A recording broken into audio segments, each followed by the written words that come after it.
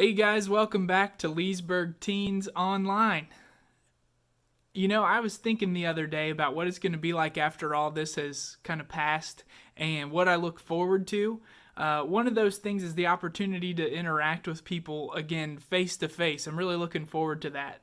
But I am confident that There'll be that opportunity for them to look me in the eye and say, "Hey, Dave, what up?" so clearly I'm losing my mind here. In all seriousness, though, I do look forward to being able to be back with you all again in person so that we can look each other in the eye and you can say, Say, "Hey, Dave, what up?" in the meantime, I'm glad to be able to hopefully provide some useful content and things for you to think about while we are here at home and all hopefully growing together. Back when we were able to meet in person, we were exploring this concept of doubt. So how do we approach it? What does God think about it? What can we do about it? And at the end of those conversations each week, we gave you a chance to anonymously text in a question that you have about God, about Christianity, about faith in general, about just the deep, basic questions that sometimes we're afraid to ask because we're afraid it's going to make us look like we don't have faith or we don't believe or just people are going to look at us differently. So today what we're going to do is explore another one of those questions. You guys have asked some awesome questions, and so today we're going to look at another one of those. The question we're going to look at today, frankly, it really blows me away. I'm not going to consolidate it or rephrase it because in the way that it's written, you can hear a person's heart who is really searching for an honest answer to an honest, deep, longing question. So here's what you texted in. I'm going to read it verbatim. Is it okay to fear that there's nothing after this life? To be scared that you don't know if he is real or heaven is real, having the fear of nothing after. What a great, honest, heartfelt question. In our series about doubt, we looked at some of David's Psalms and the raw, deep honesty that he wrote them with. And David's tagline in the Bible is that he was known as a man after God's own heart, but part of that meant that sometimes he also asked very real, deep, tough questions just like this. So to whoever wrote this question, thank you so much for your honesty and thank you for asking this question. I'm going to bring the answer to you guys today and in the next couple of videos in three parts. So one part of the answer is coming for you today, and the other two parts are in the next videos to come. Is it okay to fear that there is nothing after this life? There's a major difference between fear and doubt that I want to point out right off the bat here. Doubt, in the biblical sense, as we've been looking at, is productive. It takes the questions that we have, those things that don't make sense to us, and it brings them to God and all the avenues that he has provided us with. And the result at the end of that is that we end up coming out stronger on the other side. Now, fear, on the other hand, is paralyzing. It's like a rocking chair. It gives you something to do, but it really doesn't accomplish much. At the end of the day, you're no further along than when you started. So fear focuses on the question and the fact that it goes unanswered, whereas healthy doubt focuses on finding the answer. So because you had the faith and bravery to ask the question and to bring this question up, which is productive and which leads to a strengthening of faith, I'm going to assume that you're asking if it's okay to wonder, if it's okay to doubt that there is life after death. Did you know that there is an entire book of the Bible which wrestles with this exact question? Maybe you've heard of it before, but you haven't studied it a whole lot. It's called the Book of Ecclesiastes. King David, whom I mentioned before, and who is one of the most highly regarded people in the entire Bible, had a son named Solomon. Now, the short version of Solomon's story is this. Solomon grew up as the son of the greatest king in the history of Israel. He had big shoes to fill and a lot to live up to. And so when it came time for David to pass away and for him to become king, God came to Solomon and he said this, "Ask for whatever you want me to give you. That's found in the book of 2nd Chronicles. Now, any of us in that situation might ask for money or status or health or relationships, but instead of any of those things, Solomon asked God for the wisdom to be able to lead God's people well. He felt that responsibility of, hey, I'm not just in this for me, I am in this for other people, to lead them, to strengthen and encourage and grow them. And as a reward for Solomon's selflessness, God didn't just give him knowledge and wisdom, he also gave him all the things that he didn't ask for. He gave him wealth and possessions and status. So Solomon's dad, David, was known as being a man after God's own heart, but Solomon became known as the wisest man who ever lived. Solomon wrote the book of Ecclesiastes when he was very old, after he had lived a very full life. At the end of his days, Solomon looked back on his life with all of its ups and all of its downs, and he decided to pass on some wisdom to those who came after him by answering this question: what if this life is all there is? The phrase Solomon keeps coming back to in the book of Ecclesiastes is life under the sun. The concept of life under the sun is basically this: there is nothing else beyond what we can see. We live the best life we can, we experience everything we get the chance to experience, and then we die. And that's where our story ends. There's no pie in the sky, there's no pearly gates or streets made of gold. It's just, we're here, and we live, and we die, and that's it. Now, before I get into that too much, right, that might sound weird coming from a person of faith. And I want you to know that Solomon didn't believe that, but he said he took just the idea of what if, okay? Let's pretend that heaven and hell and God and Satan and anything beyond the things that we can see, let's pretend that that stuff doesn't exist and see what would be the best way of living, even if all that stuff was out of the picture. So think about it for just a second. How would you live your life if this was all that there was? What if there was no heaven? What if there was no hell, no eternity, no life beyond the grave? Well, I think there's three major possibilities, and those are the ones that Solomon experiences in the book of Ecclesiastes. The most noble of us would focus on trying to leave some kind of a legacy. We'd try our best to become really good at something, whether it's a craft or an art or a business or an invention. Now, Solomon knew what it was like to be remembered for his greatness. He was really good at his job of being king. When he was king, the nation of Israel became so rich that silver and gold became as common as rocks.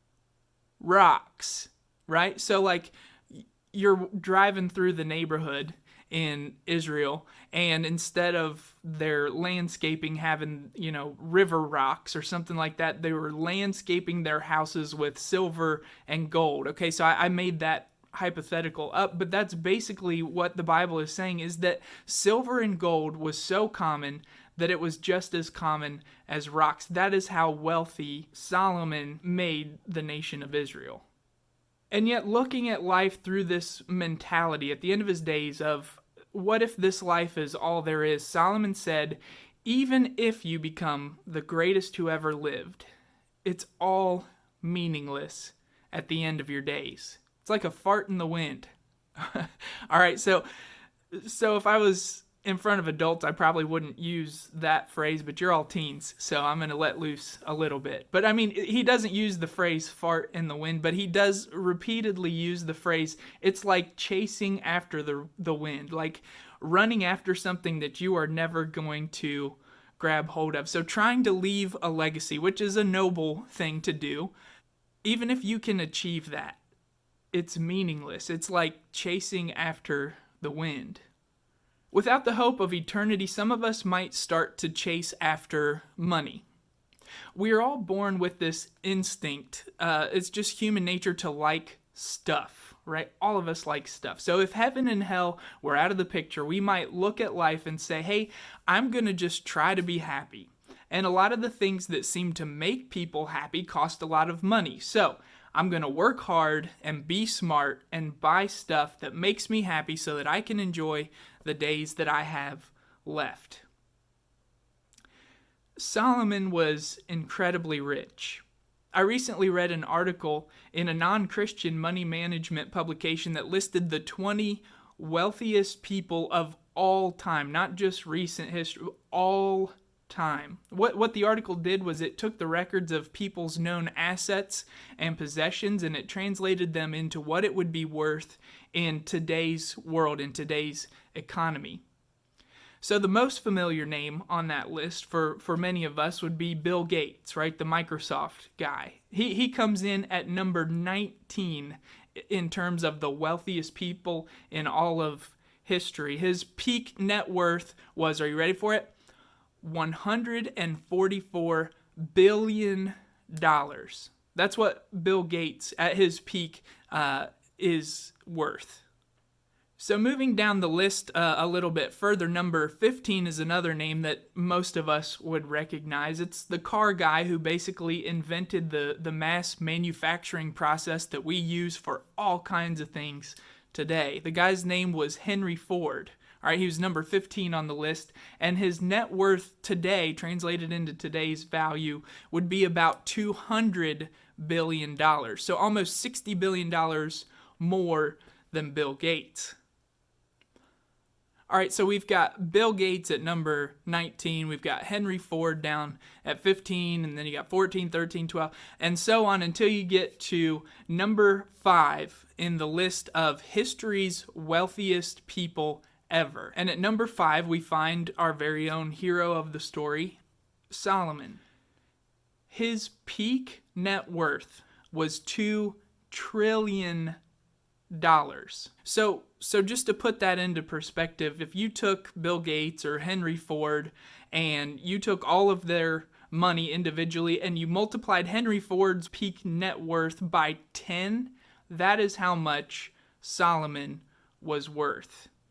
But again, at the end of Solomon's life, he reflected on his days and his pursuit of money, and he said that too really was meaningless. It didn't make him happy. It was like chasing after the wind.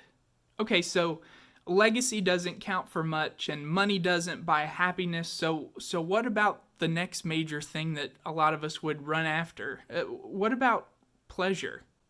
If you take God and the devil, heaven and hell out of the equation, you might be ready to turn to physical pleasure to help get you through, to find happiness while you're here on earth. Once again, Solomon tried this path. On top of all the pleasures that come with being such a wealthy king, Solomon tried finding satisfaction in his relationships with lots of women. 1,000 women, to be exact. Seriously, Solomon is recorded to have had 700 wives and 300 concubines, which is just kind of like an understood mistress. But Solomon tried pleasure. If physical pleasure was something that could bring a person happiness, then again, Solomon would have found it in that pursuit. But a third time in the book of Ecclesiastes, Solomon looks back at the idea of physical pleasure making a person happy, and he says that even if you take eternity out of the picture, pleasure really is meaningless. It's like chasing after the wind. It's like running after something that you will never actually take hold of. At the end of the book of Ecclesiastes, Solomon comes to his final conclusion.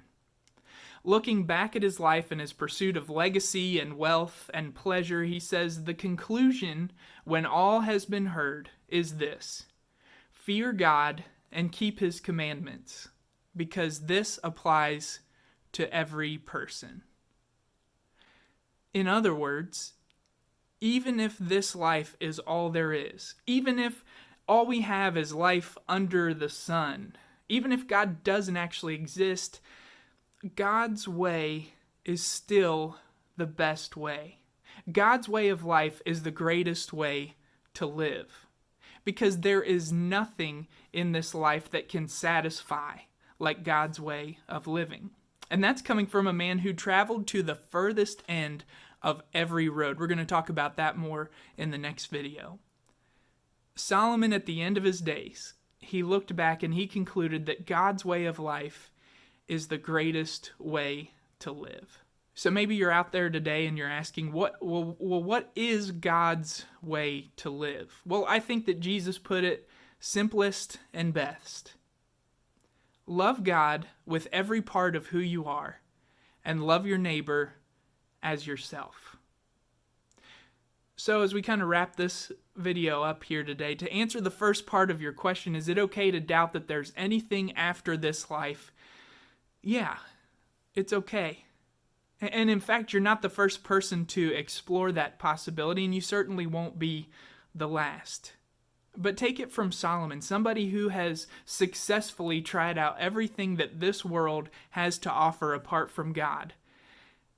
Even if that were the case, God's way of living is still the best way to live.